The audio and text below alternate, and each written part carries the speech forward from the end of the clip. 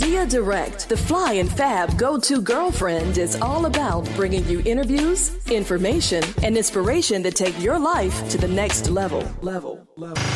She's got it going on. This is the Man Whisperer podcast with Deya Direct. Hey, y'all, it's your go-to girlfriend, Deya Direct. And, I love to bring you amazing and powerful women who have something to say about life, love, and happiness. But also, this sister is... I want you to get excited because on the line I have my girlfriend, Miss Jewel Tankard, who is the star of Bravo's Thicker Than Water, and she is a businesswoman. She is an author, an evangelist. She's a mom. She's a wife. She's fly and fabulous, and we love all of it. How are you, girl? Hey, Deya. Girl, I'm so glad you had me on. I love what you're doing, too, while you're talking. I know that's right. So I know the new season of Thicker Than Water is coming back on Bravo, and we definitely want to talk about that because you've got a lot going on.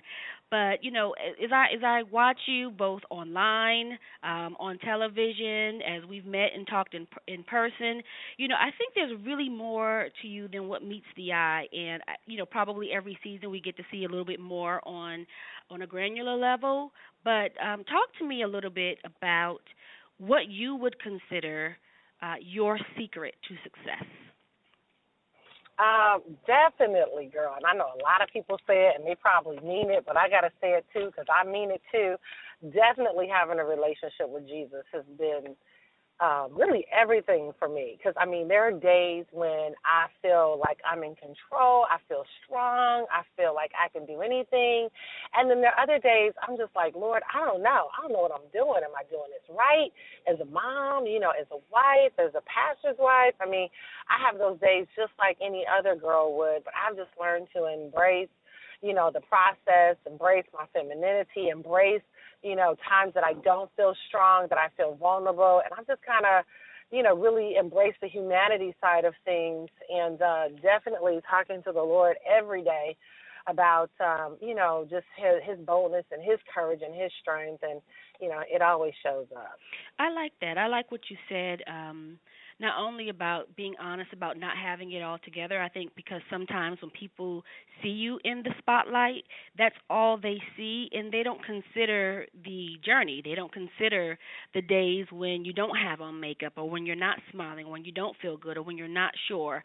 And so just talk a little bit about, sort of that dichotomy between being successful but still that doesn't mean that you always have successful days, or it doesn't always mean that you actually have the answer, because I think people really judge themselves, and somehow because they know about what they're going through, then a lot of times when they're looking at somebody like yourself, or even, I know you're also an evangelist and a first lady and in church, so even from that angle, when you're looking at people who are speaking messages of positivity to you or faith, somehow where they are seems unattainable because people don't consider the journey.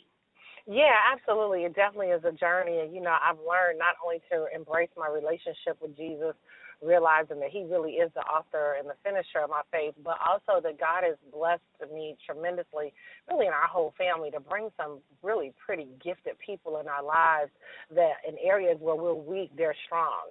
I heard a long time ago, hire your weakness. It's the best thing that you can do. And then you'll attract your weakness if you're open to it. Instructors have to stay open, and you have to stay teachable and realize that not only behind every great woman is a great man and vice versa, but behind every great person is probably an amazing team. I know that's right. But, to that point, a lot of people have been hurt.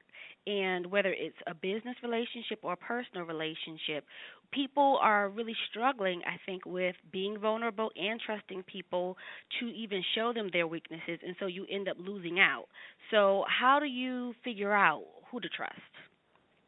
Well, I think the thing is you have to realize that, I had changed my expectations a long time ago, because I think I was expecting too much from people that were just human. Mm-hmm. Just like I'm sure it's been times people have just expected too much from me, and it's like, I am not God, you know what I mean? And so I learned, I'm going to put my expectation on God, and everything I get from other people, I celebrate it. And so there used to be a time where I did feel like, well, this person should have did this or that person should have did that. But, honey, they are human. You know what I mean? They are human just like the next person. And so you have to be willing to let people off the hook. And then, trust your gut. I try to follow my gut in relationships. If I get a bad feeling about somebody, I don't force that relationship because usually I'm going to end up saying woulda, shoulda, coulda, I knew something.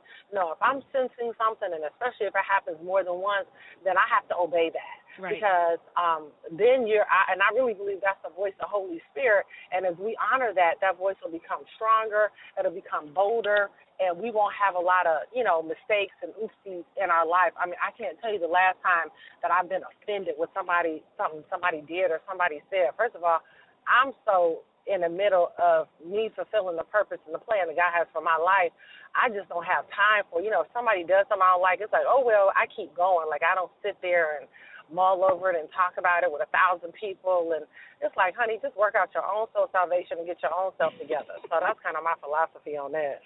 That's good stuff, but it's like that's almost the irony of, let's say, failures or when things don't work out, is a lot of times people stop right there and they're like, well, I'm not going to be open because, it didn't work out, or there's so much fear of failure. And I know you talk a lot about, really stepping out and challenging yourself, and I want to talk to you a little bit about that because you've got a lot of initiatives going on.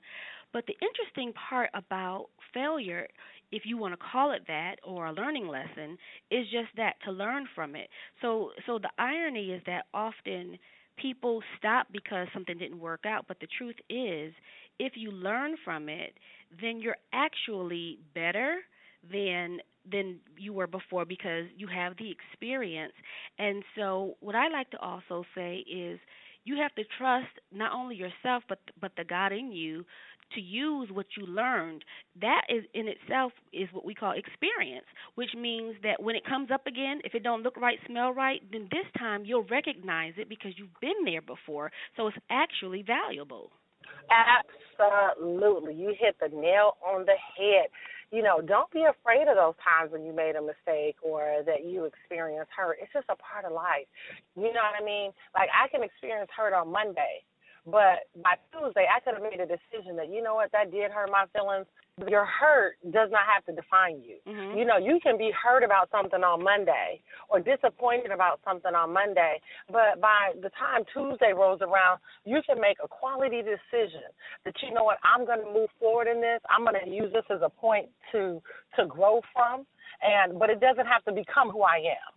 Can you kind of give me a sense of a real-life example where you maybe failed at something, but somehow you took steps to overcome? Yeah, I mean, I could talk about probably the first season of Thicker Than Water. I've really always felt really close to my family and definitely close to my sisters in particularly, and we grew up close and have been close all of our lives. And, first season, she just started sharing things about me and our relationship, and it just, that thing probably was the most hurtful thing I've ever dealt with in my life. And I'm thinking, I thought we were like best friends, we were close, and da-da-da-da-da. But, I had to realize, first of all, I had to pay attention to what she was saying because, we all, as human beings, we always want to protect ourselves, and we always want to see the best in ourselves, and we always want to say it's somebody else that's tripping. But I feel like even when somebody else is tripping, there is usually a lace of truth in everything. Mm-hmm. And so when I got over being hurt and upset and crying, I had to stop and I said, okay, Holy Spirit, help me to understand what is she saying, and help me to understand what do I need to change as a woman and as a sister and as a friend to her. I know that's right. I love that. I think that's extremely useful because information really is power. It really is. So yep, as a really woman is. of power, you're driven. You have a big personality. You're strong. How does that play out in your marriage? Well, because I'm a little kitten at home. What you saying? You said you what at home? What are you? I'm a little kitten, honey, at home. Like, hi, honey. I got a little baby voice and everything. I love it. Yeah, baby. I don't be doing all that extra at home. I be cuddled up with my honey, cooking for him. He loves salmon and green peas and salad, and I make that for him, and I make sure his sheets are fresh and his towels and washcloths laid out. Honey, I serve I cater to Ben. I really love him with all my heart. He's been a tremendous blessing to me and to my family and to our children as well. And so, I just, it's not about exerting all of that at home. It's just not necessary. I enjoy being a girl. I enjoy being a woman, and I enjoy being, if you will, the weaker vessel. I enjoy it. I really do. I don't want to be a man. I ain't trying to be hard like a man. I'm clear on my identity, and I'm enjoying it. Well, you all up in my book because my new book that's coming out is called Soft is the New Power. And what you're talking about is you're kicking game. So because you understand, the dynamics of different roles, and by being soft, or in your words, being a kitten, which I love that, it does not take away from your strength. So where have we kind of gotten it mixed up? Because somehow the idea of being strong or independent or powerful and driven somehow has made us feel like the dynamic of how that plays out in your relationship, like that has gotten really confusing for people. I think that the feminist movement, I think it had a lot of positives, but I think it may have been taken a little bit too far. Come on. And of course a woman can do anything, but it doesn't mean I want to do everything. You see what I'm saying? It's a choice. It's a choice. It's a choice, and I like not paying the bills. I like, making money in business, but I like the fact that I don't have to pay my bills. Come on, somebody. You know what I mean? And I like the fact that I don't have to pump my gas, and I like the fact that, if I don't want to do something, I don't have to. So I think that, as women, we can be powerful, and that's why I love what you're doing with your book, and I really commend you for doing that, because I think that there needs to be more voices that speaks to that. I did a Facebook live stream on Facebook, and I talked about embracing your femininity. Embrace that. I don't want to dress like a man. I don't want to talk like a man. I don't want to be like a man. But I think as mothers, we have to make sure that we're talking to our girls. We have to talk to our daughters. Growing up, I tell my daughters, honey, keep your lipstick on. Make sure you go take your shower. Make sure when you sit, cross your legs. Did things that made them embrace themselves as girls and as women, and I wanted them to be secure in that. You know what I mean? And I talked to them about the kind of men that they would marry and the kind of men that they would attract. I mean, we had those conversations. Even today, my girls will tell you that. Yeah, I'm big on that. I think it's big, and I think that as mothers, we have a responsibility to do that. And I think for the fathers, we need to you can't raise your boys like you raise your girls. Come on. Because then they'll be confused. And so I think that we have to do that. God made us wonderful, beautiful creatures. But it's a shame when we want to become something else that we're not, because if you embrace who you are, you will become unstoppable. For more inspiration on love, life, and relationships, check me out at deyadirect.net, on Twitter and Instagram at deyadirect.